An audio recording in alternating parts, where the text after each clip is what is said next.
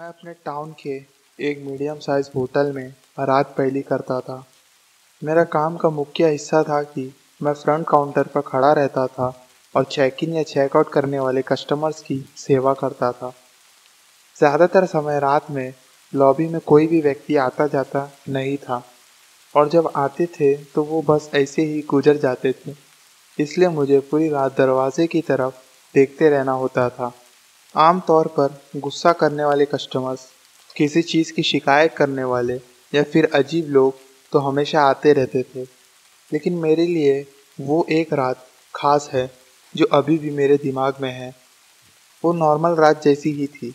मैं front desk पर खड़ा था और बाहर एक काफ़ी बड़ा तूफान चल रहा था, लेकिन आमतौर पर जब बारिश हो या फिर ख़राब मौसम हो तब कोई होटल में आने या जाने वाला नहीं होता है।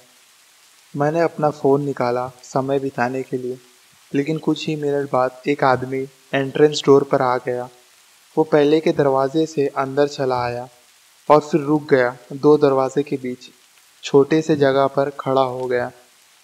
वो शीशे से अंदर की बिल्डिंग को देख रहा था, आसपास देखने लगा। जैसे ही हमारी आंखों की टक्कर हुई, वो ऑकवर्डली अपने जेब को सहलाने लगा और फिर बारिश में वापस बाहर चला गया। ये काफ़ी अजीब था, लेकिन सच कहूँ तो मैंने होटल में काफ़ी समय तक काम किया था और इतने सारे लोगों से मिल चुका था कि मैं अजीब और बेचैन रवैये से आदत हो गई थी। मैंने सोचा शायद उसने अपनी कार की चाबी कार में भूल गई, इसलिए वो लेने गया होगा, या फिर कोई और सामान शायद वो कार में भूल गया हो, वो लेने गया होगा। लेकिन मुझे यहाँ मेंशन करना चाहिए कि मैंने इस आदमी को पहले कभी नहीं देखा था।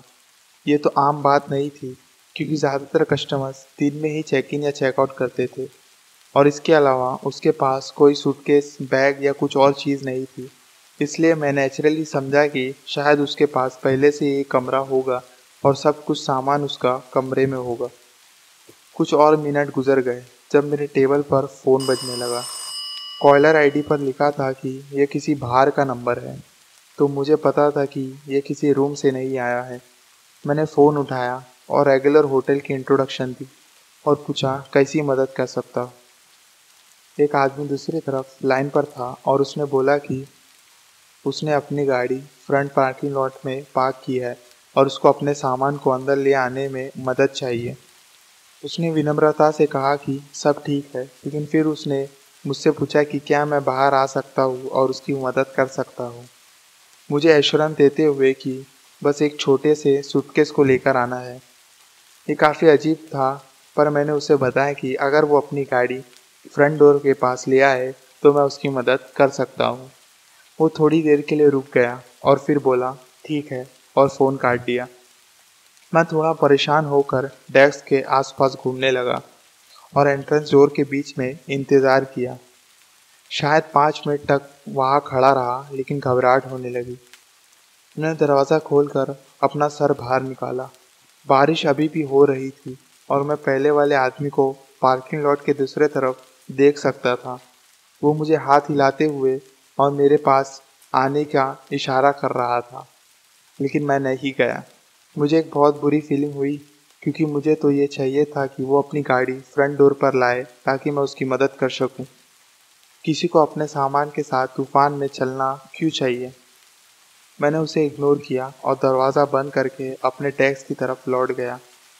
सोच रहा था कि अगर उसे सच में मेरी मदद की ज़रूरत होती तो वो अपनी गाड़ी फ्रंट डोर पर लाता। लेकिन जैसे ही मैं बैठ गया, वो आदमी दरवाजे से अंदर आ गया। उसकी दूरी पार्किंग लॉट में इतनी लंबी थी, उसने इतनी जल्दी यहाँ पहुँचने के लिए भागा ही होगा। इस बार वो पूरी तरह लॉबी में आ गया और कुछ फुट दूरी पर डेस्क से खड़ा हो गया। उसकी सांस तेज चल रही थी। उसने तुरंत मुझसे वही सवाल पूछा जो उसने मुझसे फ़ोन पर पूछा, कि क्या मैं उसकी छोटी सूटकेस की मदद कर सकता हूँ लाने में। बिल्कुल सही तरीके से मैंने पहले जैसा ही जवाब दिया कि वो अपनी गाड़ी को फ्रंट डोर पर लाए, तभी मैं उनकी मदद कर पाऊँगा। लेकिन इस बार उसने मुझे बताया कि उसने पहले ही अपने कार से लगेज निकाल लिया है और उसे वापस नहीं रखना चाहता। मुझे इस व्यक्ति के बारे में पहले ही बुरी फीलिंग थी, लेकिन ये जवाब मुझे यकीन दिलाता था कि कुछ सीरियस गड़बड़ है। मैंने उससे पूछा कि क्या उसके पास एक कमरा है, उसे एश्योरेंस देते हुए कि मुझे उसे चेक इन करना होगा उसकी मदद करने से पहले। तुरंत ही वो गुस्से में आ गया, जैसे मैंने उसे इस सवाल से खौफ दे दिया हो। उसने मुझसे ज़ोर से कहा कि मैं बाहर आऊँ और उसकी मदद करूँ चेकिंग करने से पहले, क्योंकि उसका सामान बाहर भीग रहा था। इस समय ये बहुत हो गया था और मैंने थोड़े एटीट्यूड में कहा, मैंने तुम्हारा सामान बारिश में बाहर छोड़ दिया है। अगर तुम चेकिंग नहीं करना चाहते हो तो मुझे तुम्हें यहाँ से निकालना पड़ेगा। गुस्से में वो उल्टा पलट गया और दरवाजे से बाहर जाते वक्त मुझे उंगली दिखाई। वो रात भर में बाद में वापस नहीं आया और जब सुबह की शिफ्ट वाले आ गए, मैंने उन्हें उस आदमी के बारे में बताया। जितने मुझे पता है उसने कभी चेक इन नहीं किया। ये मुझे बिल्कुल डरा दिया था, क्योंकि अब मुझे पता चल गया था कि वो होटल का कोई कस्टमर भी नहीं था, बल्कि बस किसी अनजान व्यक्ति ने रात के अंधेरे में मुझे अपनी कार में खींचने की कोशिश की थी। अच्छा हुआ मैं पार्किंग लॉट में नहीं गया उसकी मदद करने, नहीं तो पता नहीं मेरे साथ क्या हो जाता।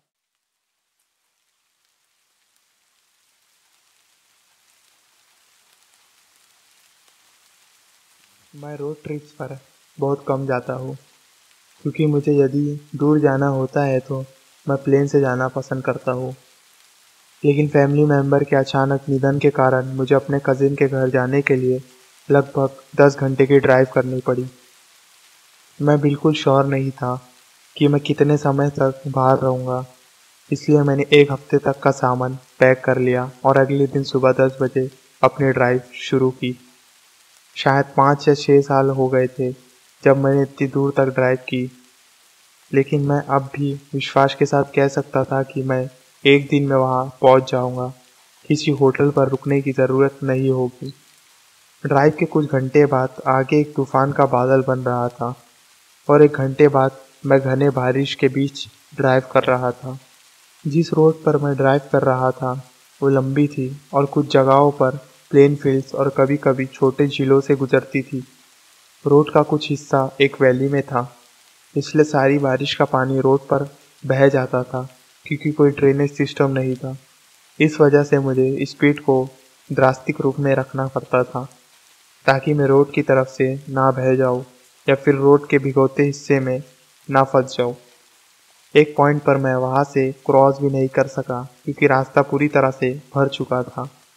मैं अपनी कार को खराब होने या रोड के बीच में अटक जाने का खतरा नहीं ले सकता था, इसलिए मुझे मुड़ने पर मजबूर होकर एक अलग रूट ढूंढना पड़ा। ये सब के कारण ड्राइव का समय पहले से बहुत ज़्यादा हो गया और लगभग 8 घंटे के बाद भी मुझे 5 घंटे का सफ़र बाकी था। सूरज पहले ही डूब रहा था और मैं बारिश में ड्राइव करने के कारण काफ़ी थक गया था, इसलिए मुझे पता था कि मुझे आगे की ड्राइव करने से पहले कहीं आराम करने की जगह ढूंढनी पड़ेगी। 45 मिनट तक जागे रहने की कोशिश करने के बाद मुझे एक छोटा सा टाउन मिला जहां मैं अपनी कार रोक सकता था। जब मैं छोटे टाउन में पहुंचा, वो टाउन में शायद 20 बिल्डिंग्स थी और कुछ रैंडम्स फार्म हाउस भी थे इधर उधर फैले हुए। मैंने देखा कि यहाँ कई मोटल नहीं है, लेकिन एक छोटे से ग्रोसरी स्टोर के पार्किंग लॉट तक पहुँचने का मौका मिला, इसलिए मैंने अपनी कार को पार्किंग लॉट के दूर में पार्क किया। टाउन बहुत शांत था, कहीं से रोशनी नहीं थी, सिर्फ कुछ स्ट्रीट लाइट्स थी और कुछ कार भी नहीं थी रास्ते पे। जगह थोड़ी क्रीपी लग रही थी, इसलिए मैंने अपनी कार को लॉक कर दिया और कुछ मिनट तक इधर उधर देखा, फिर अपनी सीट पीछे झुकाकर और आंखें बंद कर दी। लगता है ये एक बुरा आइडिया था, पर मुझे समझना चाहिए था कि मुझे अच्छे से पता होना चाहिए। लेकिन रात बहुत हो गई थी और बारिश अब भी बहुत तेज़ हो रही थी, इसलिए मुझे तब चिंता नहीं थी कि रात में कुछ हो सकता है।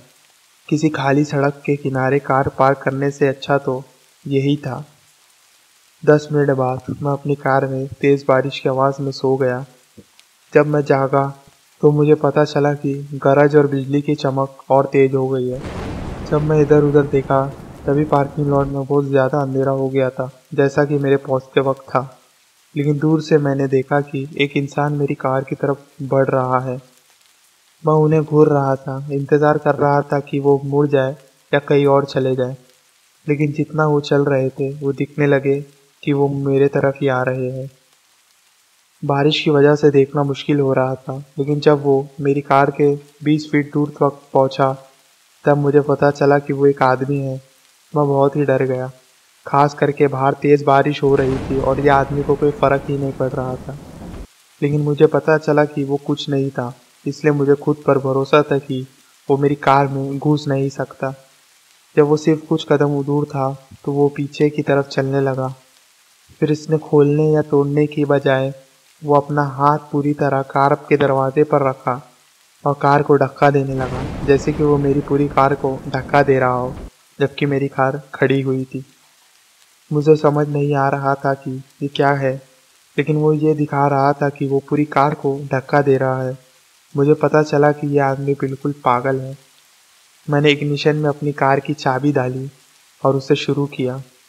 हेडलाइट्स को भी चालू कर दिया, इससे वो व्यक्ति को पता चल जाए कि मैं कार के अंदर हूँ। लेकिन वो आदमी तो हिला ही नहीं। वो धक्का देने की कोशिश कर रहा था, जैसे उसकी ज़िंदगी इस धक्के पर डिपेंड करती हो। अब बहुत हो गया था और मैं धीरे धीरे पीछे हटने लगा और आदमी कार के पीछे कुछ कदम तक चल रहा था, अपने हाथ कार पर रखे हुए। फिर वो छोड़ दिया। वो खड़ा रहा और मुझे देख रहा था जब मैं दूर जाने लगा और लॉट से बाहर निकलने लगा। फिर वो वही दिशा में चलने लगा जहाँ से आया था। मैं अपने कजिन के घर तक बिना रुके आगे बढ़ता रहा।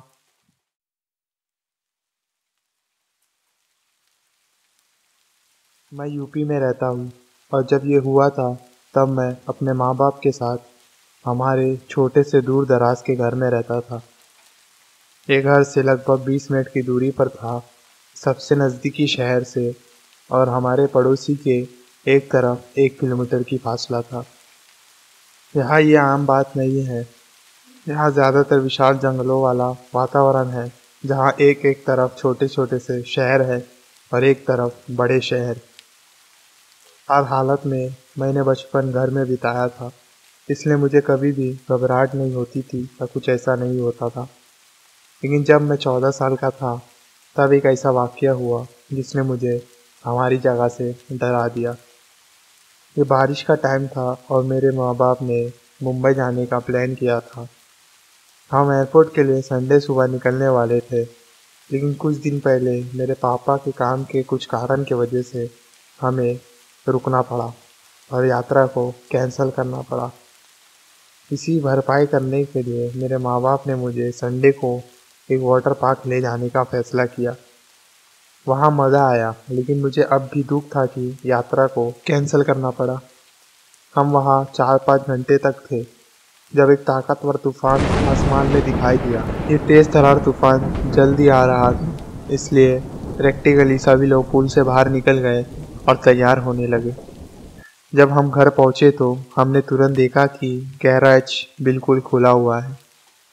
मेरे पापा ने समझा कि शायद उन्होंने इसे बंद करना भूल गए होंगे या फिर सेंसर रास्ते में किसी चीज़ पर अटक गया होगा और इसकी वजह से दरवाज़ा रुक गया। लेकिन मेरी माँ कह रही थी वाटर पार्क जाते समय वो इसे पूरी तरह बंद देखी थी, लेकिन कुछ और असामान्य नज़र नहीं आया, इसलिए हम सब बाहर उतरे और अंदर गए।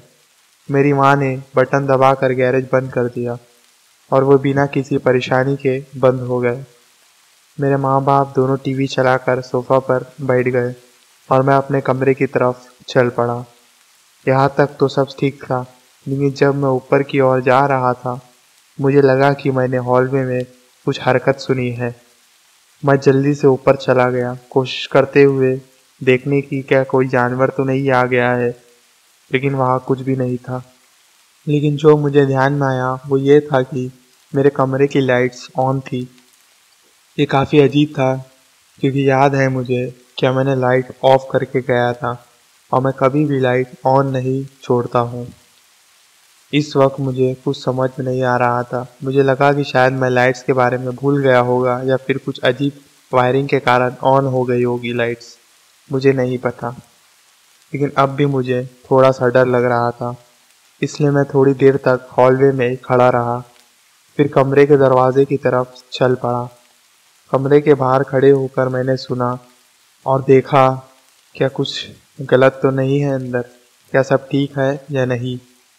कुछ खामोशी के लम्हे गुजर गए, फिर मैंने कुछ हल्की सी आवाज़ सुनी।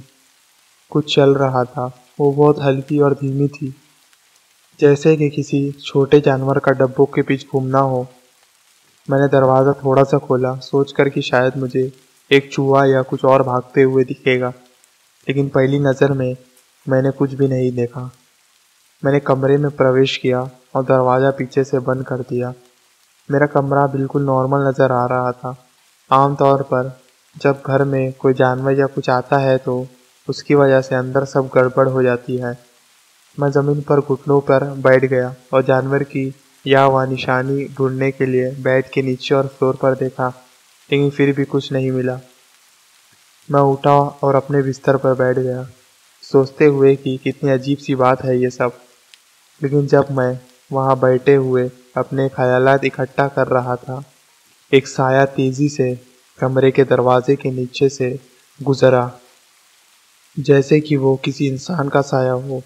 मेरा दिल एक लम्हे के लिए थम गया, भयानक भयभीत होकर, क्योंकि साये का साइज मुझे ये पता चल रहा था देखकर कि ये एक आदमी हो सकता है।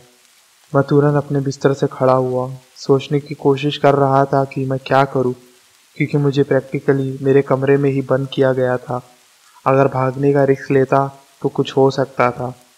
मैंने अपना फ़ोन उठाया और अपने डैड को टेक्स्ट किया और बताया कि मेरे कमरे में कोई और है। लगभग तुरंत ही मैसेज रेड दिखाया गया और मैंने उनकी जल्दी से सीधे कमरे की तरफ आते हुए आवाज़ सुनी।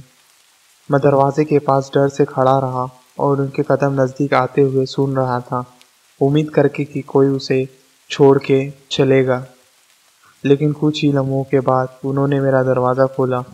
उन्होंने चिंता से मुझे देखा और मैंने जल्दी से उन्हें बता दिया कि मैंने क्या देखा था। मैं सोच रहा था कि शायद उन्हें मेरी आवाज़ में डर महसूस हुआ और हम दोनों मिलके हॉल में से नीचे और वापस चले गए। जैसे ही हम स्टेयर्स के नीचे पहुँचे, एक तेज़ आवाज़ ऊपर से आई। उसके बाद तेज़ दौड़ते के कदम हॉल में नीचे तक आए। हमने लिविंग रूम में भागते हुए दौड़ते कदम सुने, जहाँ मेरे डैड ने एक कोने में रखे हुए छोटे से बैट को उठाया। लेकिन दौड़ते कदम ने नीचे के स्टेयर्स तक तेज़ी से दौड़ते हुए आके फ्रंट डोर को खोल दिया। हम मुड़े और दरवाजे को खुला देखा, जहाँ पे दूर की तरफ भागते हुए एक आदमी था। मेरे डैड ने पुलिस को फ़ोन किया और वो लगभग 30 मिनट बाद पहुँचे, क्योंकि हमारा घर की लोकेशन की वजह से उन्हें देर हो गई। उन्होंने मेरे पेरेंट्स से बात की और मुझसे भी कुछ सवाल पूछे। थोड़ी देर के लिए आसपास तलाश की, फिर चले गए। मेरी जानकारी के मुताबिक उन्होंने आदमी को कभी नहीं पकड़ा, लेकिन ये बात सामान्य रूप से समझ आई कि इसका कारण ये था कि कोई जानता था कि हमें संडे सुबह वेकेशन के लिए जाना है। ये काफ़ी डराने वाली बात है, क्योंकि इसका मतलब है कि हमारे घर में घुसने वाला व्यक्ति हमारे परिवार को जानता है और उनसे बात करता है। ये सचमुच सोचने पर मजबूर करता है कि आपके सच्चे दोस्त कौन हैं।